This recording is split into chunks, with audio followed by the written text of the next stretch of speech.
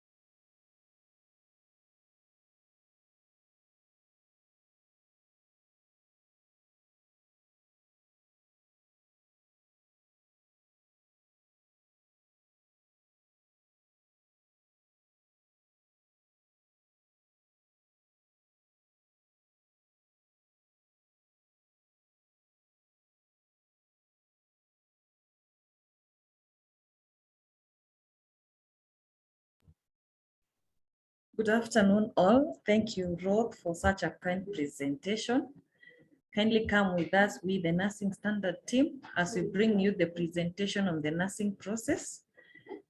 And like I have been informed, my name is Mugi Elizabeth, so come with us.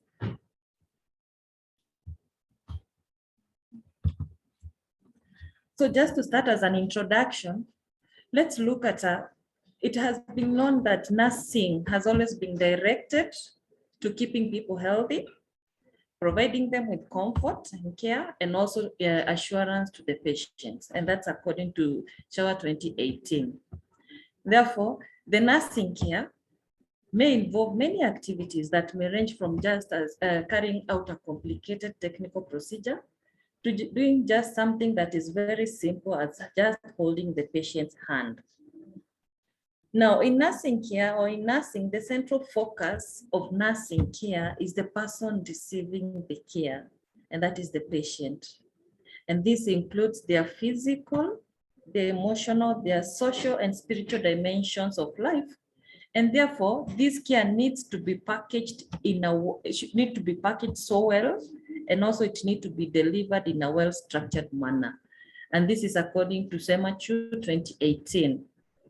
Therefore, in 1958, a lady, one of the founders in nursing by the name Ida Jean Orlando, thought of nursing and how care should be offered to the patient in a well-structured manner. And therefore, she started the nursing process. And therefore, she's the first person who came up with the nursing process theory. The nursing process that was introduced by Jean Orlando, whose photo appear here, she was a very beautiful lady, guides or still guides the nursing care up to date. And that's according to Hagi et al. Study. Jean Orlando, or to call her in 3 names, she's Ida Jean Orlando. She defined nursing process. She's the first person who defined the nursing process, and she defined it as a systematic approach to care using all the fundamental principles of critical thinking. And the care that you're providing to the patient should be client-centered. It must be goal-oriented, and therefore you must be having a goal every time you're delivering this care to the patient. And again, it must be evidence-based practice. And as you do this one, you'll find that you'll be delivering a very holistic, quality-based care to this patient. So as we look at the Jean Orlando, in her profession herself, she is a nurse psychiatrist specialist. She was born many years ago. She was born in 12 of August of 1926, and she took her last breath in November 2007. Therefore, she never lived to see the modern nursing, and I'm sure it is something that she aspired to. And therefore, we who are here, the modern nursing, we need to embrace what she started because it has been found to be working.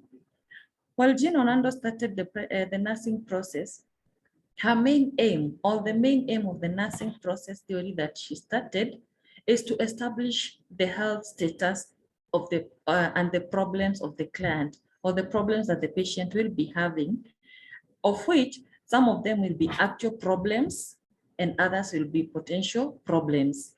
And for you to be able to come up with the actual and the potential problems of the patient, Jean Orlando came up with the 5 steps that you must follow to ensure that your care is well packaged. She said the first thing you should do the moment you come into contact with the client or the patient is to do a thorough assessment of the patient.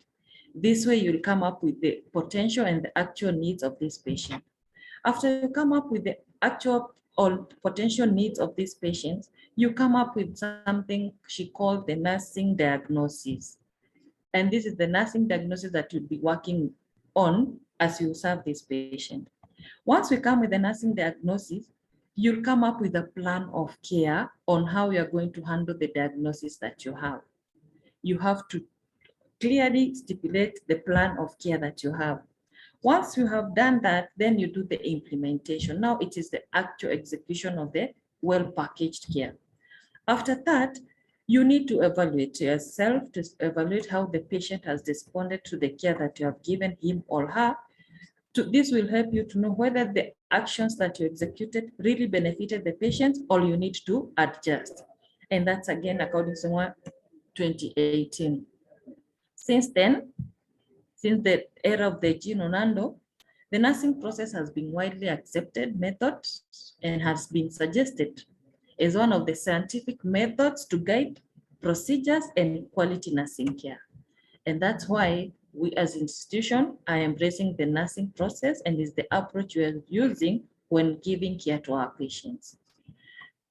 Then effective implementation of the nursing process leads to improved quality of care, and this stimulates the construction of theoretical and also scientific knowledge based on the best clinical practice. That's according to Huggs et al. 2014. Many studies have been done on the effectiveness of nursing process.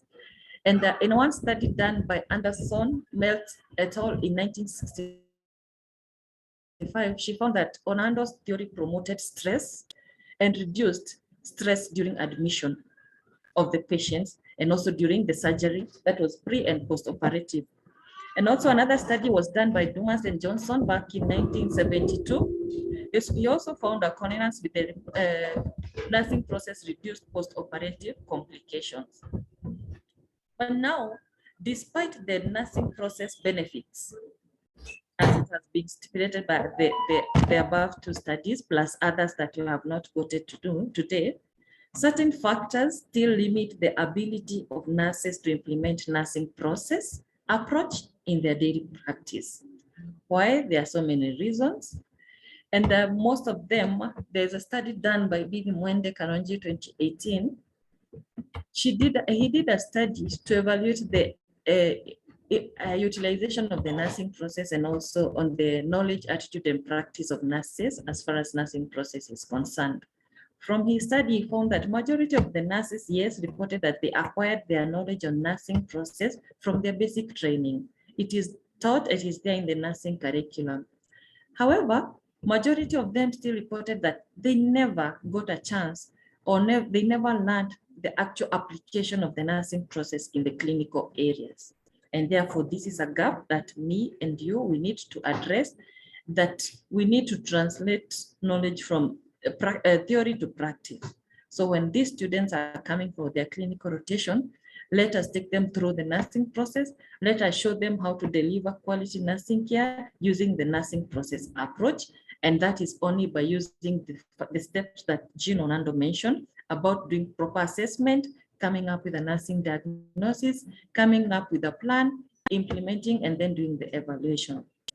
Coming closer to our country, Kenya, according to a study done by Dr. Miriam Wagoro et al. In 2015, she reported that in many low and middle income countries, that is Kenya, our country, Kenya included, the utilization of the nursing process has been a challenge due to many factors. And therefore, Dr. Miriam Wagoro et al., she came up with the invention or initiative. And therefore, in Kenya, the nursing process then was modified to operationalize its implementation, and hence the name Kenyan Nursing Process, abbreviated as Kenya Nursing Process. This is according to Wagoro et al. 2015. When she did this and came up with this model, she started training nurses in clinical areas. And the training involves 2 weeks of training in theory, followed by 2 months of supervised practice and practical assessment. Then once you successfully go through the training, a certificate of competence is always awarded only to those who pass according to the set criteria. That's according to a study in 2015. Looking at some of the studies that have been done in Kenya on nursing process, about 3.6 of the Machakos nurses, they cited the nursing process Kenyan model as well as a source for their knowledge of the nursing process. That's according to Bibi et al. 2018. The Kenyan nursing process model has been strengthened and adopted. We need to note that it has been adopted as the official framework for nursing practice in Kenya. And therefore, all the institutions, especially those who have gone through the training, this is the approach that you are using, and especially KNH, you are using it. Majority of us have been trained on the same, have gone through the same training. From the Kenyan nursing process model, the preliminary results on the utilization of the nursing process have indicated a positive change of attitude toward the nursing process among the nurses and students, especially in the facilities that have been trained. And also, there are reports from the health sector reform supervisory visits that have indicated some improvement in the quality of nursing care in hospitals that implement Kenya nursing process, especially there is a marked improvement in documentation. And therefore, it is this model that we are using. We are going to discuss the phases of the nursing process that initially originated with Jean Orlando. And therefore, this is the phases of the nursing process. We talked about the first phase being the assessment phase. So what do we do in assessment phase? Purely, this is a phase of collecting patient's data. And you can collect this data through interviewing the patient, that is history taking, observing the patient from the time they come to you. Remember, you observe them as they come to you or they approach to you. And also from taking different measures. Different measures would include the vital signs of the patient is one of the assessment activities in assessment phase, and that is according to Hapoja 2014. Assessment will help us in discovering the patient's need that will be addressed with proper nursing intervention. Remember, a patient might be coming with a primary problem or a need, and through assessment, you discover multiple problems that this patient will be having. And therefore, at the end of the day, you'll be able to offer holistic care. But also note that in assessment phase, you need to do proper interpretation and evaluation of the data that you collect from this patient before drawing any conclusion. And also, we as nurses, we need to have enough evidence before stating an argument. And therefore, for example, if we just do a measurement, taking a measurement of high blood pressure, or when the patient tells you I'm in pain, that alone does not qualify you to confirm that this patient is in pain. And you might not be able to stage what kind of pain this patient has unless you collect enough data. You have done, the patient has reported. Therefore, you need to do your measurement, take the blood pressure, do further assessment before you launch an argument. Then after doing this assessment, and you find that you have enough trustworthy evidence from the data you have collected from the patient, we as nurses need to be open-minded to adjust paths of inquiry rather than just following a certain routine.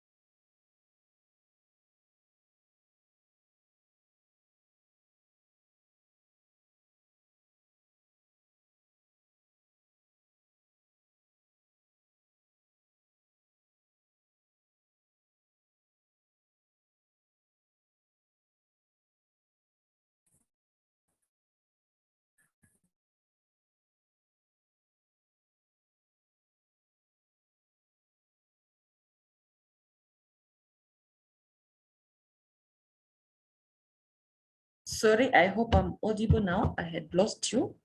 Not yet. Hello, I hope I'm back. I'm clear. Sorry for that internet disconnection. So we're discussing about the types of assessments that we should do. Number one, it's the comprehensive assessment. And this is the initial assessment on the first contact with client on admission that includes all data that you can collect or all that data that you can obtain. Remember, you're the first person to come into contact with this patient, and therefore the data that you collect will go a long way with all other professionals that will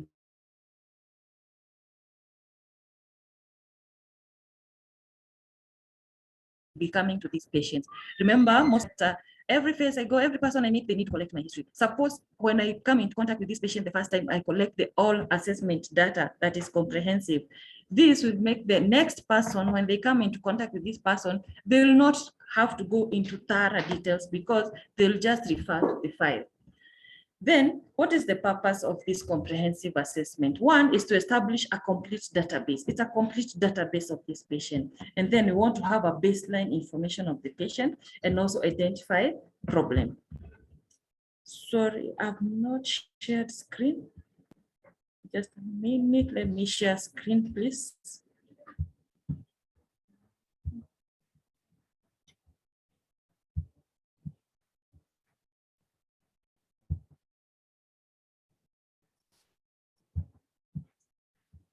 So I hope the screen is on now. Okay, we're discussing on the purpose why you need to collect comprehensive assessment, and we have said is to obtain baseline information and to identify the problems. Then the other type of assessment we do, it's now problem focused, also called episodic assessment. And this one, remember you had somebody or had obtained a comprehensive assessment, everything about the patient. But now in problem focused, it's an ongoing process. And it is also limited in scope. It is for screening for the specific problem. If the patient issue was on the chest or it was respiratory, this must have been collected during the comprehensive assessment. But now in problem focus, we are now focusing on the specific problem that brought the patient. It was about the respiratory system. That's where we are focused. Now, the purpose of this is to determine the status of the specific problems identified in the early assessment and to identify new or any other problem that was overlooked.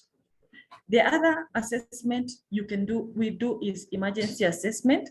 And this one is performed during the physiological, psychological, or sociological crisis of the client. And for example, the purpose is to identify any life-threatening problem.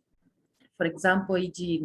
rapid assessment of the airway. Like imagine a patient in the unit has just fallen down, and therefore you need to go rush there, do an emergency assessment.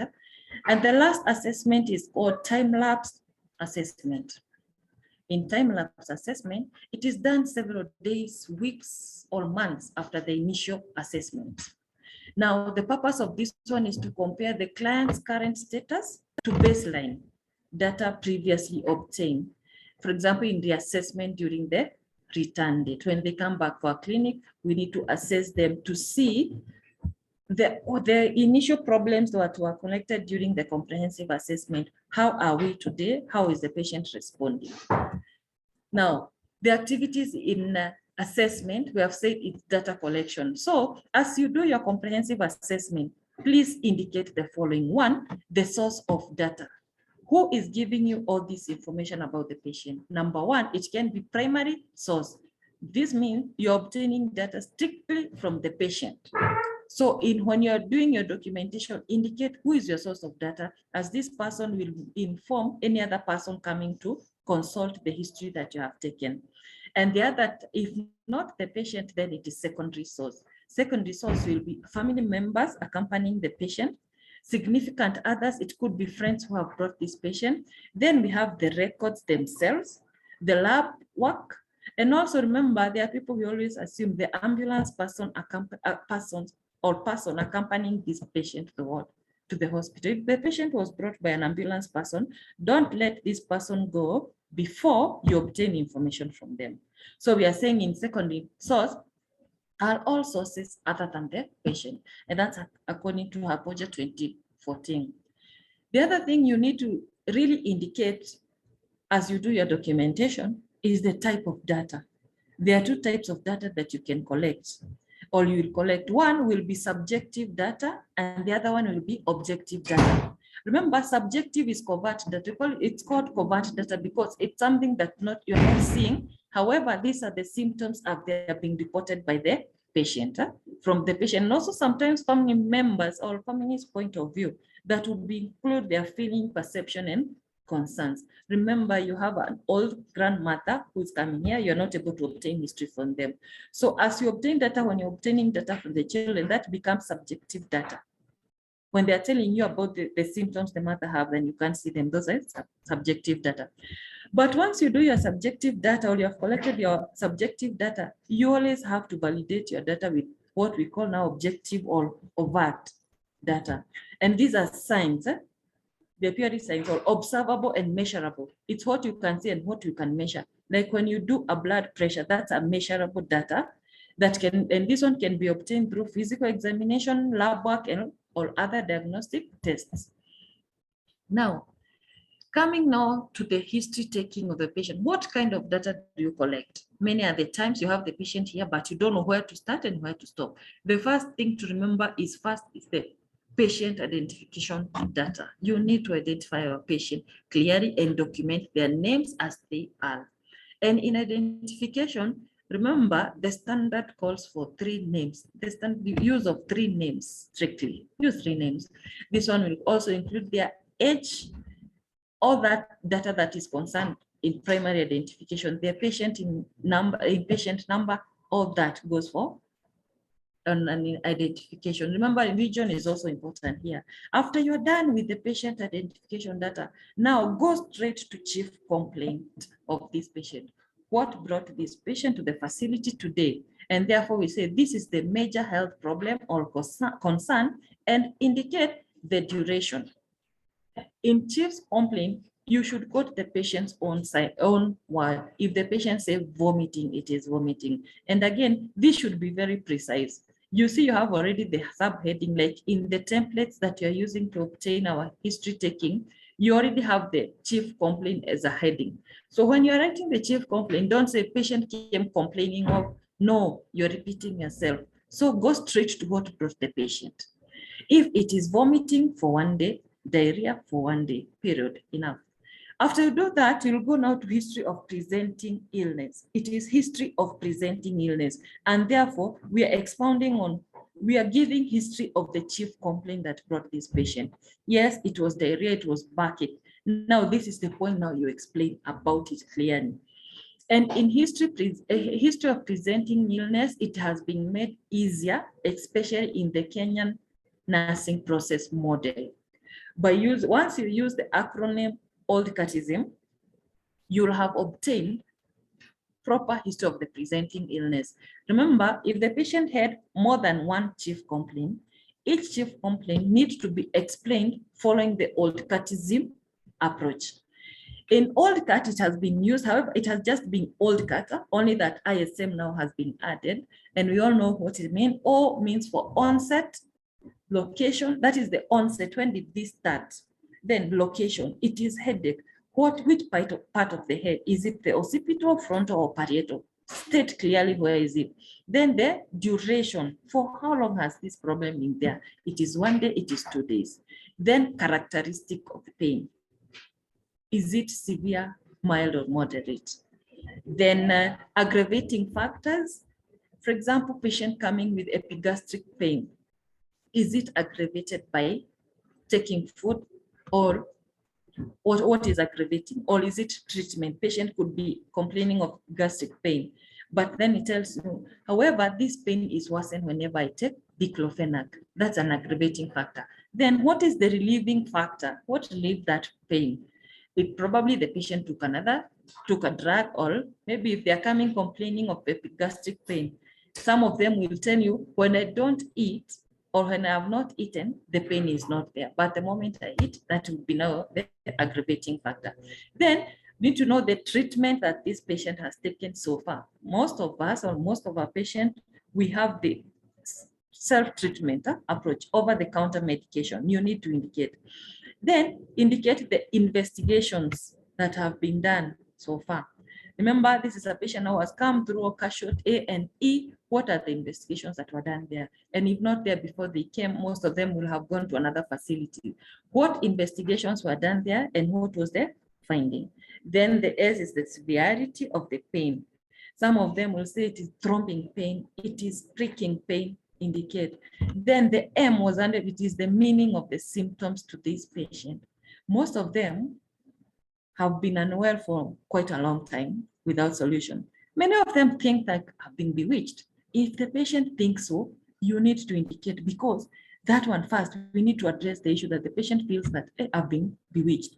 So remember this one, if the patient feels so, it will delay or it will affect or it have an impact on how they are going to respond. Then I hope that is clear. Now, after history of presenting illness, now go to past medical history. Remember, the past medical history is for the patient, now not relatives patient. Does he have history of chronic illness? And the chronic illnesses that the nursing process would be interested in is the history of hypertension, diabetes, asthma, and now cancer has been included as part of the chronic illness. Then you also need to indicate what are the previous admissions. Like example, our cancer patient, they have been admitted severely. So indicate when they were admitted and what and exact and especially now focus on the last admission. When was it, where, and when was the diagnosis and the duration and the treatment they were given. After that, still focusing on the patient, go to surgical history. These are history of the previous surgeries that have been done to this patient and what was the diagnosis, when was that, and the duration and the treatment that was given and what was the outcome of that surgery.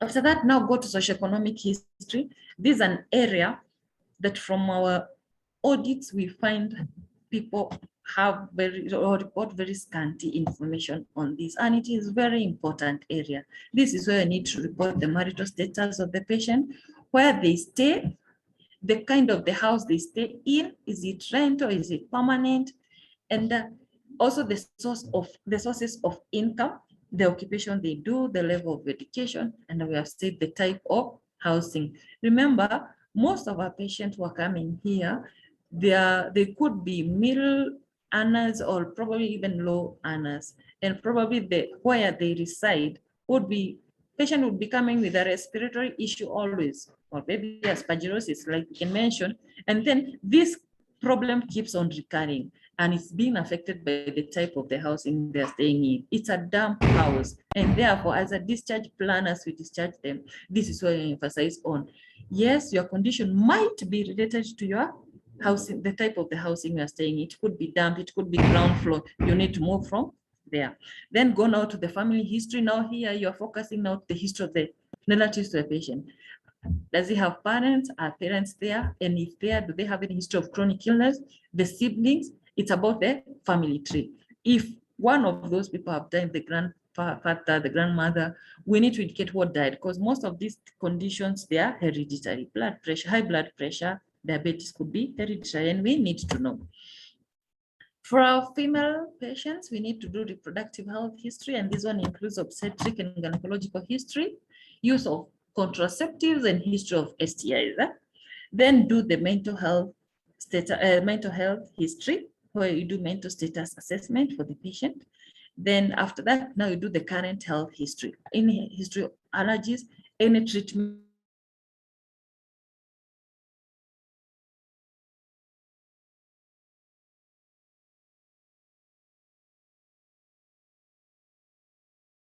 that the patient is already on, like for example, when they're taking, and then now, after you have done your history, now go to the summary of the investigations and the findings that have been done.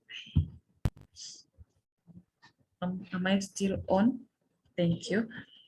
Then we'll say, do now the summary of the investigation. This patient was seen in A&E. These investigations were ordered, and these are the findings, and these are the pending investigations to be done in the unit or in the wards. Then indicate the treatment that has been prescribed for this patient, and don't forget to mention the start doses that were given. Then now go to review of system. In review of system, there's review of system and physical examination. This is where we have been having a mix-up. In review of system, we are reviewing the system by asking the patient questions concerning or regarding each and every system, like for example, GIT system. Do you have history of vomiting, the ulcers, feeding problems, like that? If it is respiratory system, do you have cough? Do you have asthma? Such a thing. But now when you go to physical examination, now it is physical examination based on the 4 techniques of physical examination, where you do now strict head to toe. Some people are using head to toe approach, which is okay, and others are using system. approach, it's still okay. Which one we choose, or you find it better for you, just use it, so long as at the end of the day, you have a comprehensive picture of physical examination of this patient. Remember, in physical examination, you must always use the 4 technique. Do on inspection, what can you see? On palpation, on auscultation and palpation. After you have done all this, now you have a very clear picture of this patient. Now go to summary of identified health problems for these patients. From your history, from physical examination, from lab works, what are the problems of this patient? List them, all of them. And as you list them, you'll find it will be so easy for us to plan care for this patient. Now, after you have your identified health problems, now go to the nursing care plan for this patient.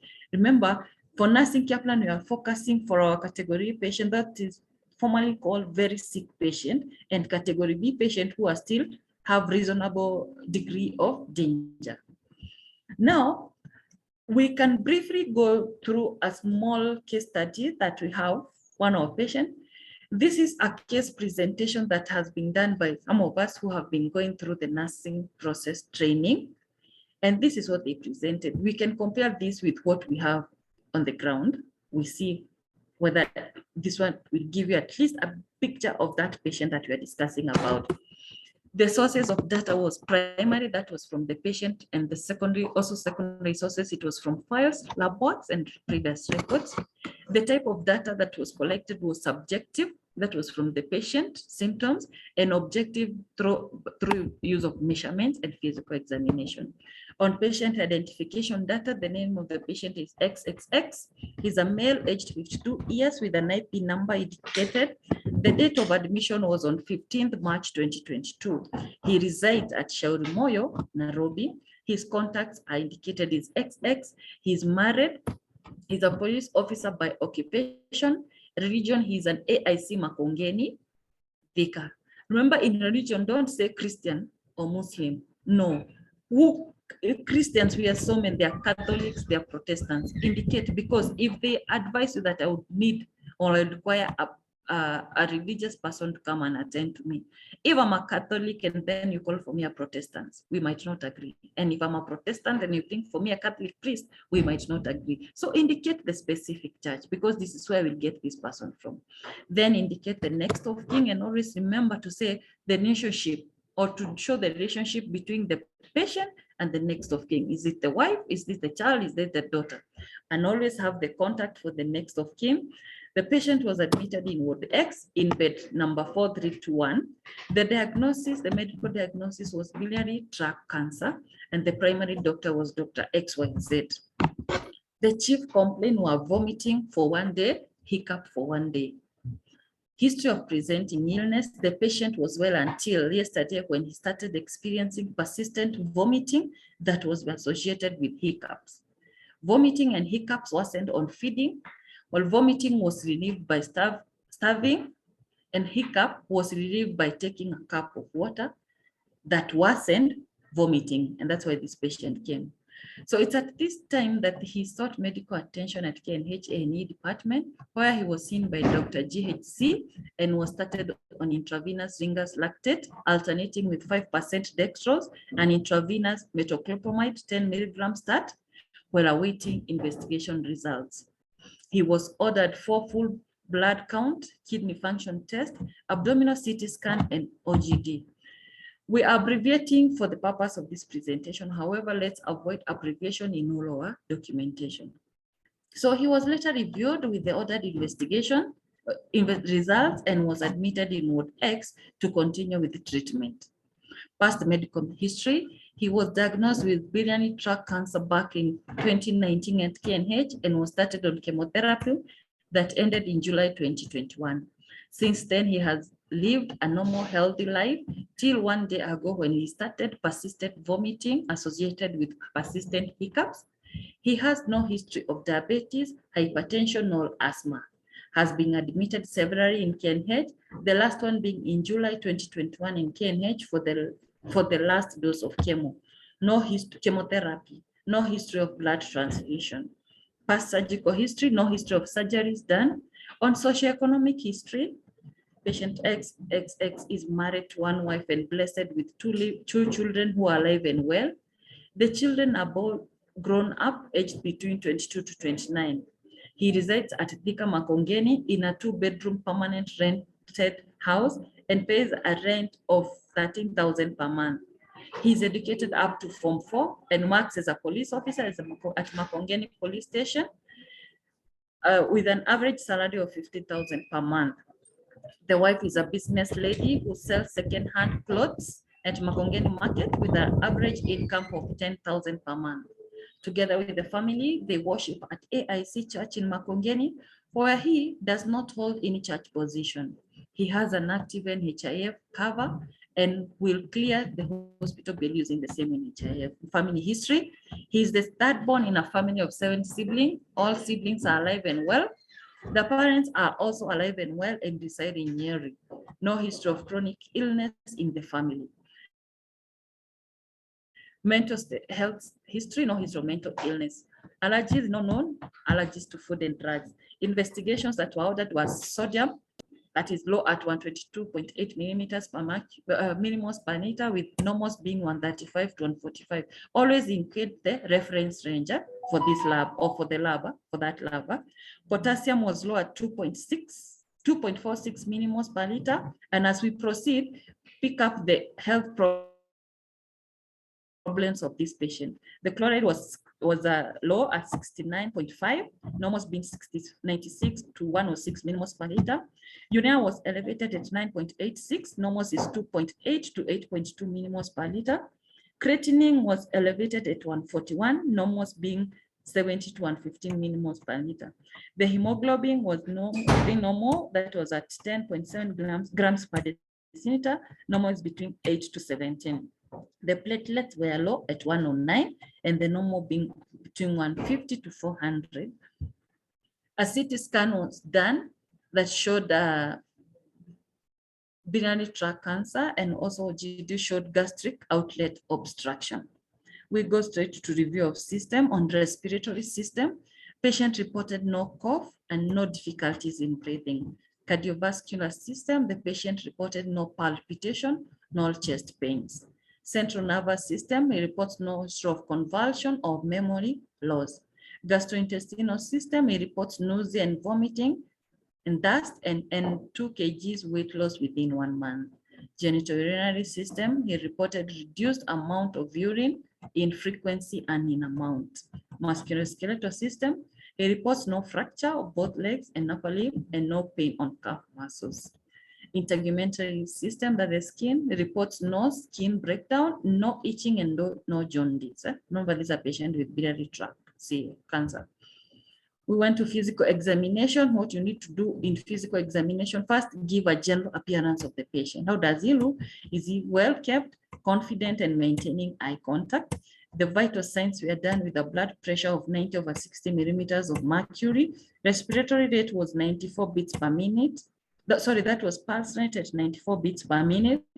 Respiratory rate was 18 breaths per minute, temperature 36.2 degrees centigrade, with partial pressure of oxygen at 98% on room air. The head on inspection, hair was well distributed, no hair loss, black in color, and well kept. The eyes, on inspection, the eyes were symmetrical, no discharge, no jaundice, no orbital edema, and no pallor. It does not use glasses when reading or writing. On the nose, there was no nasal blockage. There was no nasal polyps and no pain, no sinusitis. Mouth on inspection, the lips appeared dry. There was no pallor of the mucous membrane. The neck, on palpation, there was no swelling of the thyroid gland, and he was able to turn on both sides with no pain. The upper limb, the capillary fill was less than 3 seconds, and he could flex both limb with no pain, and the peripheral pulses were palpable. At the axilla, on palpation, there was no swelling, no pain. Chest on inspection, there was spontaneous bilateral chest expansion. On auscultation, no abnormal breath sounds were heard. Abdomen on inspection, it was a saucer-shaped abdomen. On palpation, there was no tenderness, no masses. The bowel sounds were auscultated at 5 clicks per minute. Genitals clean, with no discharge. The lower limbs, there was no edema. The skin appeared dry, but he was able to flex them well. Back, there was no deformities. He had a normal curvature. So the current health status, sorry, before the current health status. Now, from the history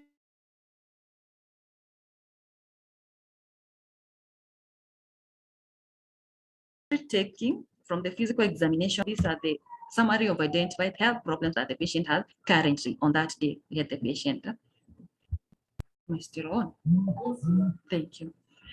One is that patient is verbalizing persistent vomiting, hiccup, dust, fear of feeding, weight loss of 2 kgs with kilograms within 1 month and reduced urine output, both in frequency and in amount. On inspection, the patient has dry mucous membrane and dry lips, sorry, that is forgotten. On vital sign measurements, the blood pressure was low at 90/60 millimeters of mercury. The normal is between 100/60 to 140/90 millimeters of mercury. On lab investigation, had a low sodium level of 122.8 millimoles per liter. Normal is 135 to 145. We can see the reference range. He also had a low potassium level of 2.46 millimoles per liter, low chlorine level of 69.5 millimoles per liter, and also he had a high level of urea at 9.86 millimoles per liter. He also has a low platelet count of 109. And then on CT scan, the CT scan showed metastatic biliary tract cancer. On OGT, there was gastric outlet obstruction. So we go now to the current health status. This one is he's a category. You need to categorize now your patient in this sitting. He's a category B patient who is able to perform his activities of daily living with minimal support. He has deranged sodium, potassium, chlorine, and urea levels. He has not fed orally due to fear of vomiting. He is currently on intravenous fluid, that is Ringer's lactate 5%, alternating with dextrose, 3 liters in 24 hours. Is also on tovapam, that these are the medication that the patient is on. Now, with the summary of identified health problem, this is a sick patient that we need to plan care for him with all the summary we have identified. Now, it's at this time that you look at them one by one, looking which one is more likely to kill this patient, or which one is the most priority that we need to handle. That will be number one, followed with the others. As you look at them, for example, the summary of identified health problem, this patient has persistent vomiting, hiccups, dust, fear of feeding, weight loss of 2 kgs within 1 month, and reduced urine output. This one tells us we have a problem with imbalanced nutrition, or the patient has a problem with feeding. Therefore, you need to go to NANDA I. That is NANDA International. Remember, we are guided on the nursing diagnosis that we should come up with. Go to NANDA I. Look at all these cues. These are cues because they have a method of measure. They only become inferences when you have not indicated the method of measure. And the method of measure is the patient is verbalizing, such that if I obtain this history and you come and ask the patient on the same, the patient will still verbalize the same. So that is the method of measure. So this and look at what the most likely problem we have here. It is feeding. So go to the list of NANDA I's that we have. They're also available in our unit. See which nursing diagnosis relates to this complaint, and you'll find it will be imbalanced nutrition. He has imbalanced nutrition, and imbalanced nutrition, there are always two. You could be having imbalanced nutrition whereby you have over or under. But for this patient, is imbalanced nutrition, less than body requirement, related to why is he not able to achieve his nutritional status. Then look at the others. There is a dry mucous membrane that is on inspection. Then on vital sign, the blood pressure is a bit low at 90/60 millimeters of mercury. And then looking at the lab investigation, they are all deranged. So what are they telling us? They are telling us they could be a problem with fluids. So go to the NANDA I list. Look, all these problems, they will be leading you to which nursing diagnosis. And this one will be definitely to deficient fluid volume. The blood volume is low. And that's why the patient is not able to excrete the waste product. Now, for this patient, he has two problems. One is on feeding and the other one is on deficient fluid volume. Ask yourself, which one among these will kill the patient first? Is it the eating or the deficient fluid volume? Because you need to handle them in order of priority. For this patient, we might end up going and address the imbalanced nutrition and forget about fluid. But looking at him, the imbalanced fluid is more of a priority than imbalanced nutrition. And therefore, go take your care plan template and plan for this care and arrange your nursing diagnosis based on the most priority one. And this one I said is imbalanced deficient fluid. So we came up with a sample of the care plan for this patient. So let's see what it's there. It's a bit squeezed because of the slide, but our templates are able to accommodate all this. So all the problems that you have identified, and you have seen these are the order of priority, plan for that one first. The first column is always the cluster of cues, or the cues that you have obtained from patient verbalizing, from history taking, from physical examination, from lab works. For this patient, and when you're indicating the cluster of cue, or when you're stating the problem here that the patient has, always indicate the method of measure. Where did you get this one? We said always have evidence before you launch a complaint. Now, this one, when you go to cluster of cues, remember, we are fetching them from the summary of identified health problems. The patient here, patient is verbalizing vomiting, dust, and reduced urine output in frequency and amount. That is urine from 4 times a day to 2 times a day, and approximately a reduction from 720 mils to 400 mils a day. That is a cue. Another cue, we said don't dwell on one cue only. Explore other cues the patient will be having. Now, if the patient just verbalized that, now go and do your own inspection. So when you're on inspection for this patient has dry mucous membrane, that is on inspection. Now go further, look at the vital signs for the patient. Do your vital signs. On vital signs, blood pressure of 90/60 millimeters per mercury and normal is between 160 to 140/90 millimeters of mercury. Go further on investigation. Is there anything suggestive of deficient fluid volume on investigation? Yes. Looking at the sodium, one thing, it is very low at 122.8 millimoles per liter.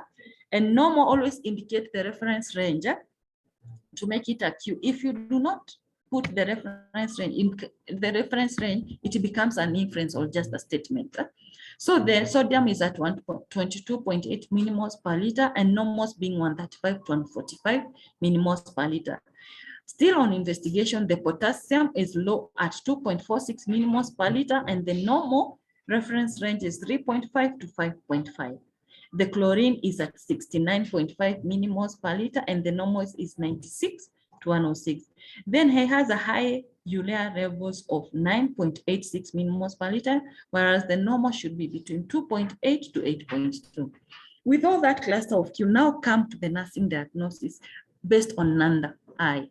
And then the nursing diagnosis must be 3 parts in. 3 parts in means you must state the nursing diagnosis itself, indicate what it is related to what and what is the evidence. So for the nursing diagnosis for this patient, the priority nursing diagnosis was deficient fluid volume related to vomiting, evidenced by thirst, oliguria, dry mucous membrane, low blood pressure, low sodium level, low potassium level, and high urea level. You got them as you have written them already in the cluster of Qs. But now when you come to nursing diagnosis and you're giving it as an evidence, you are allowed to infer. Infer means making a conclusion by just saying evidence by thirst. You don't repeat by evidence by patient verbalizing thirst, patient verbalizing oliguria, patient verbalizing dry mucous membrane. No, you just now go. If the patient was complaining of reduced urine output, in this column you're allowed to infer and say it is oliguria, dry mucous membrane, low blood pressure, low sodium level, all those. Now, with the cluster of cues and the nursing diagnosis at hand, we need to have a goal. With this patient, what will be our goal? Our goal is that within the 24 hours, the patient will demonstrate no signs of deficient fluid volume within 24 hours.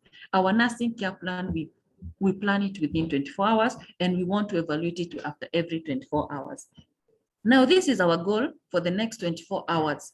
However, for us to achieve this goal, we need things that will be showing us that we are headed to achieving our goal, and they are called outcome criteria. And that's why we say the nursing process Kenyan model have been operationalized or modified or made simpler because for you to be able to relate issues here.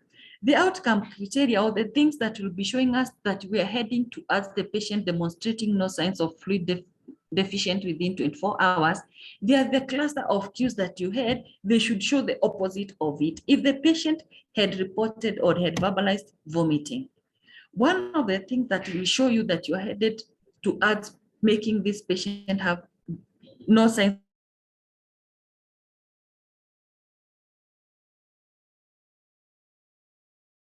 of deficient fluid volume is that this patient is not vomiting at all. If on inspection there was dry mucous membrane, one of the things that will be showing you that we are headed towards showing this patient having fluid balance, it's reversing that dry mucous membrane. And those are the outcome criteria. And therefore, never forget to indicate the outcome criteria. So on the outcome criteria, it's purely the opposite of the cluster of cues. So let's see the opposite of our cues. Remember, the patient will, it is the patient, not you. The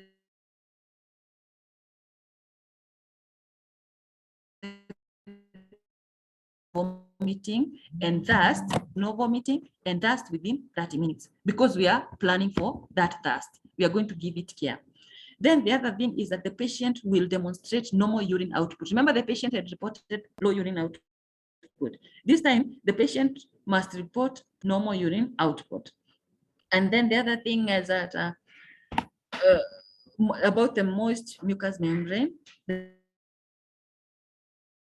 the patient will also demonstrate now there was an issue of low blood pressure, and therefore at this point the patient will report, or the patient will demonstrate normalization of blood pressure to an average of 120/80. The sodiums that were low now should be now within the normal limits.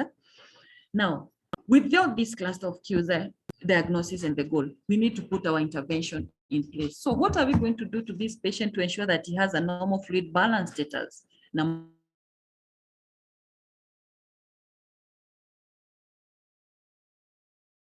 one, our intervention is priority, mean arranging it from the thing that you can do fast. And actually we are told, or we were taught, the intervention, there are always three types. One, they are the independent intervention. These are the things that the patient can do for himself. Then there are the dependent intervention.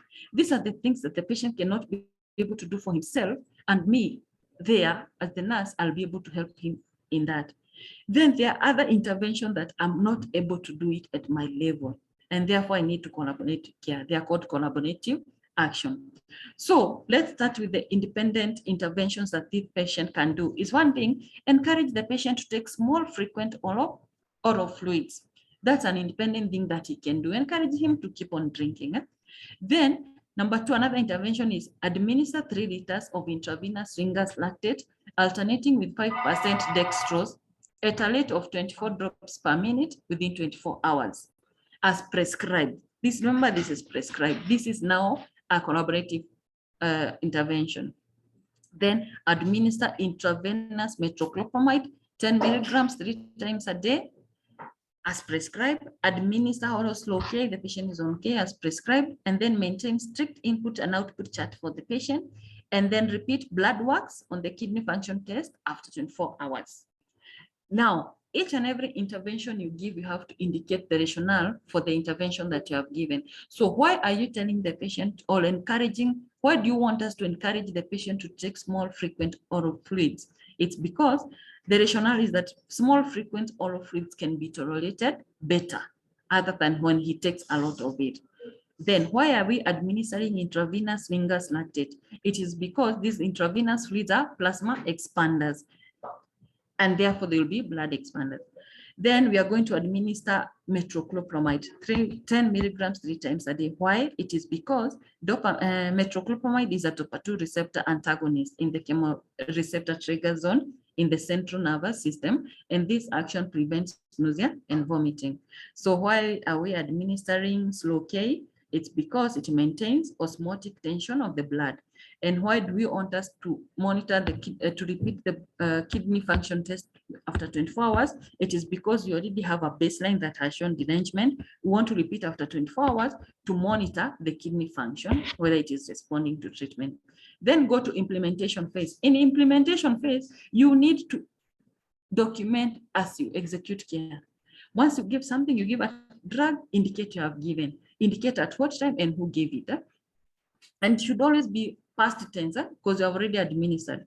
So for this patient at 6 a.m., intravenous metoclopramide 10 milligrams was administered by nurse Y. We have the time, what was done, and by who, if we have any question. Now, remember, this activity or implementation is for the next 24 hours. So everything that you do, or you had said you'll do it.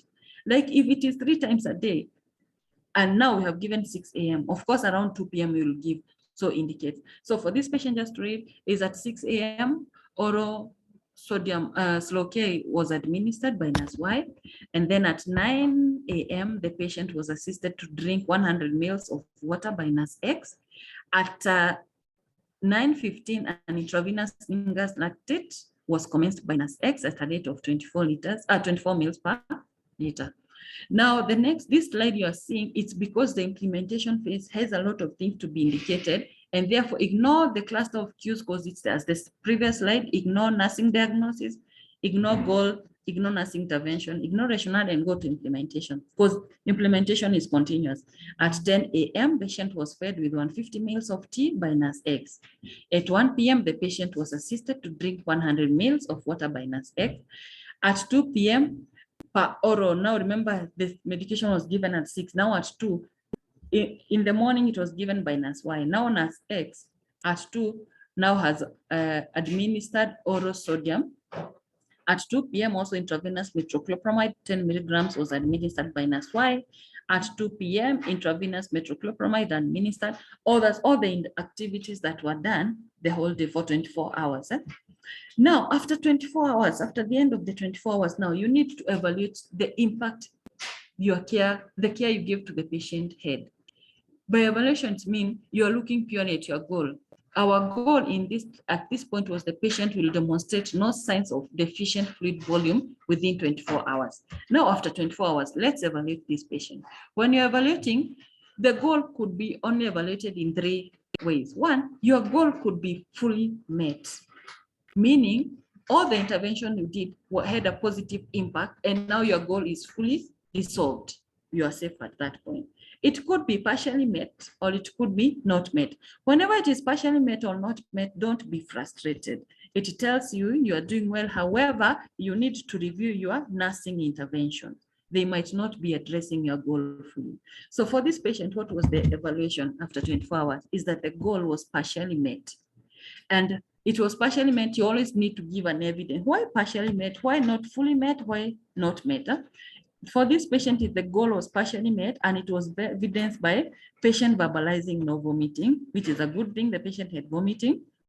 Fluid intake of 3,000 ml with an output of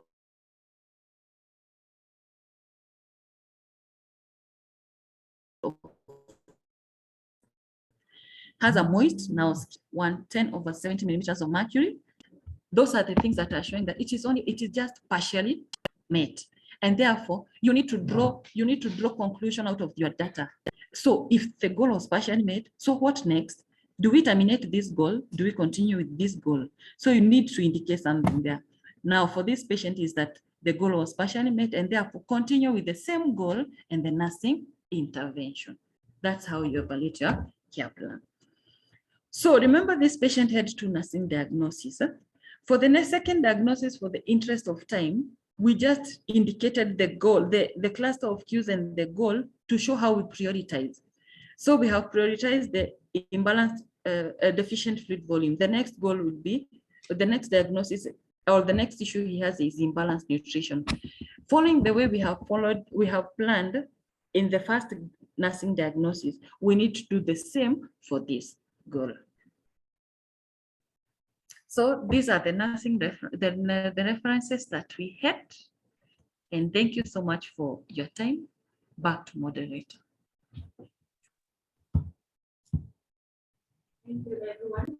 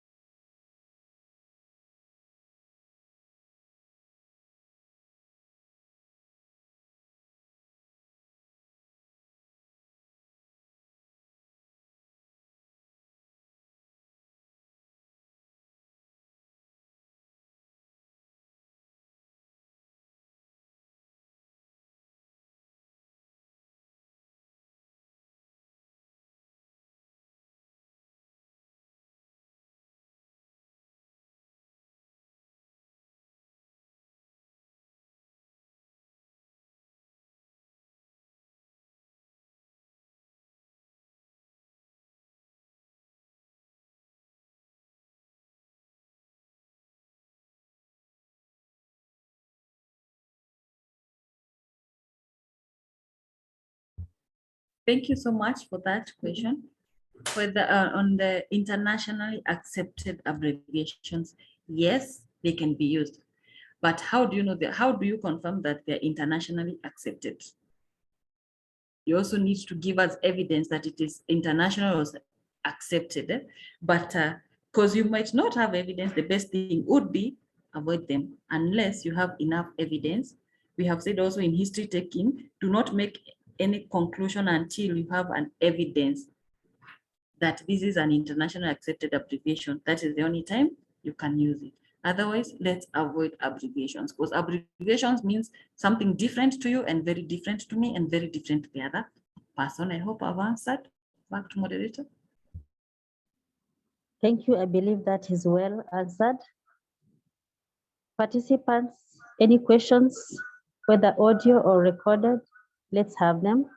Contributions are also welcome. As we wait for any of those coming up, I would like to share our brief experience in utilization of the nursing process in KNH.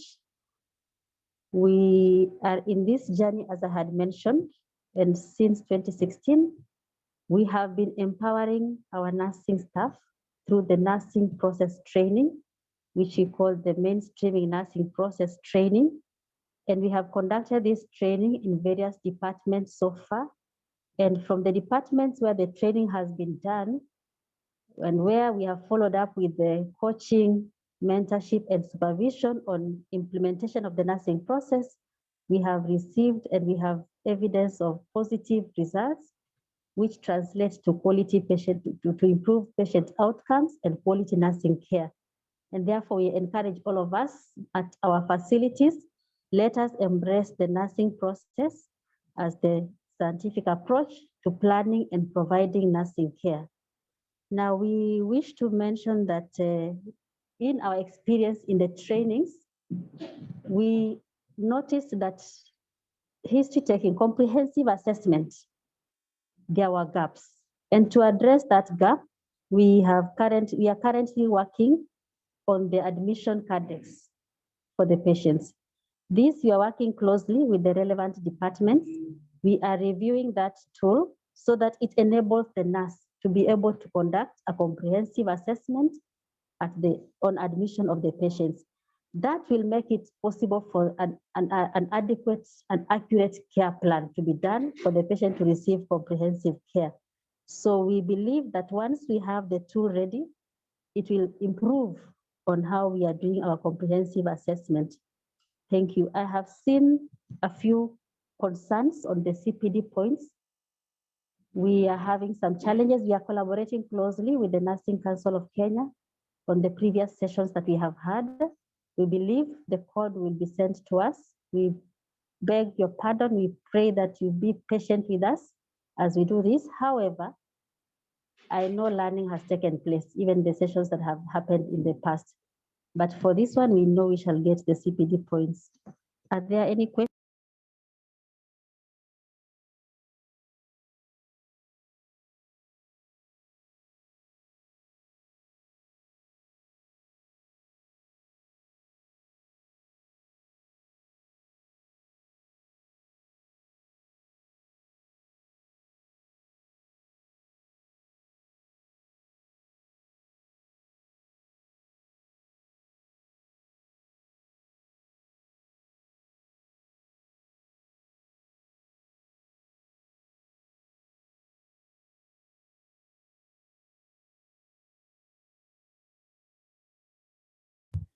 Thank you so much for the question. Kindly allow me to respond to question number 2 first, then we go to question number 1. Then the second question is, do we need to title the nursing care plan for a patient? A good question. I don't know what other thoughts would be, but remember, if you do not title any document and it happens to fall or to flip out of the file, we might never know whose care plan was this. And therefore, it's always very important. All the documents for our patient, let's title, let's give the identification data for that patient. Because they are confidential, they are in the patient's file. They need to stay in patient's file. We are not displaying them outside. So therefore, it is very important to title the nursing care plan. Whose care plan is this? It's always very important. Then the other one, why are we not implementing the nursing process? Now, why are we not implementing? I don't know the reason why, because we should implement. As far as we complain about the nurse-patient ratio, remember, nursing process calls for prioritization of care. And therefore, as a report for an afternoon shift or for a morning shift, we could be only 2 of us or 3 of us in a ward with 60 patients. This 60 patients will be all from category A, category B, and category C. Therefore, if we prioritize care to this patient who is in category A, we are going to plan care for him, for this patient only using a nursing care plan because he has all cluster of cues, unlike the patient who is in category C. The patient in category C, we are monitoring them. However, we are not planning care for them using a nursing care plan. And therefore, let's try and implement for that very sick. Let me use the word very sick. However, it is not now a standard word in nursing process. Very sick, no, it is a category patient. And remember, the nursing process, we are still learning. We saw from the previous studies that the majority of the people had said that they learned nursing process in their basic training. However, also majority of them reported that they never practiced it on the ground or in the clinical areas. And therefore, we are still learning. As we learn, let us first focus on planning for that category A patient or patients, and category B for those patients who are in danger. And with time, it will be part of us. It will be our culture, and we'll be able to plan out the care. We'll be talking in the spirit of the nursing process. Have I answered? I hope, yeah. Back to moderator. Yes, I believe you have answered that question. There's one. How will you click module gun?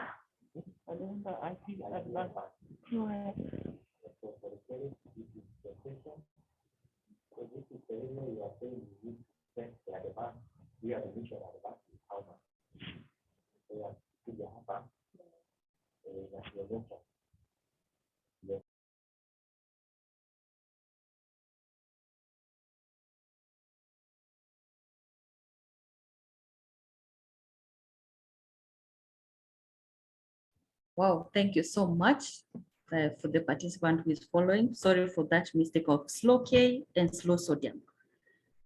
But on the other one, on the time of evaluation, yeah, I think this could be a very good input. And to speak, it has not been happening on the ground. All the nursing care plans we have, we just indicate the goal, the partially, fully, or met, but we do not indicate the specific time we're evaluating.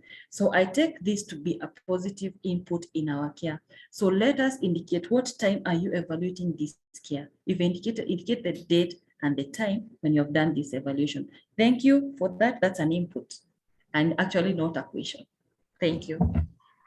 Thank you all. I can see sorry, the CPD points code for today's session has been displayed. We are happy to say that is happening. So that's an improvement on our end. Please make use of that.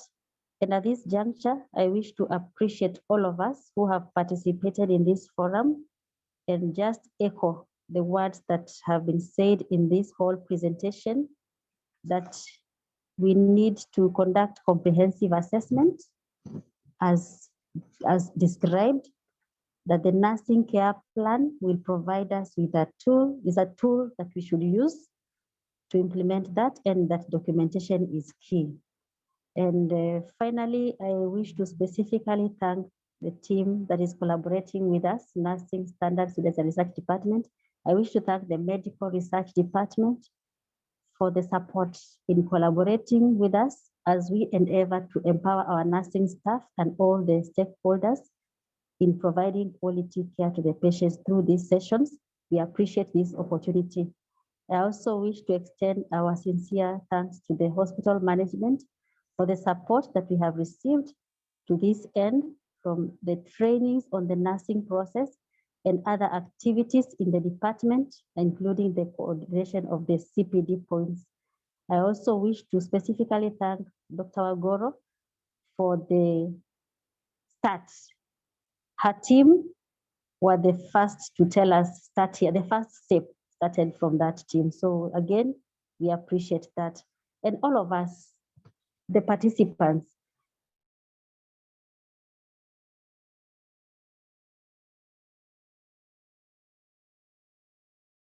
this, please look out for our sub. This is a series.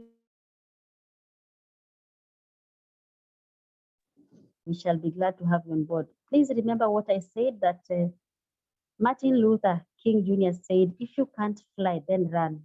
Surely we are not running with the nursing process, but we are somewhere. If you can't run, then walk. If you can't walk, then crawl. But whatever you do, you have to keep moving forward. I believe we are moving forward. We are not where we started, and I believe we are going far with the nursing process. Thank you, everyone. And I wish to say that we have come to the close of today's session, and we look forward to seeing you again. Thank you.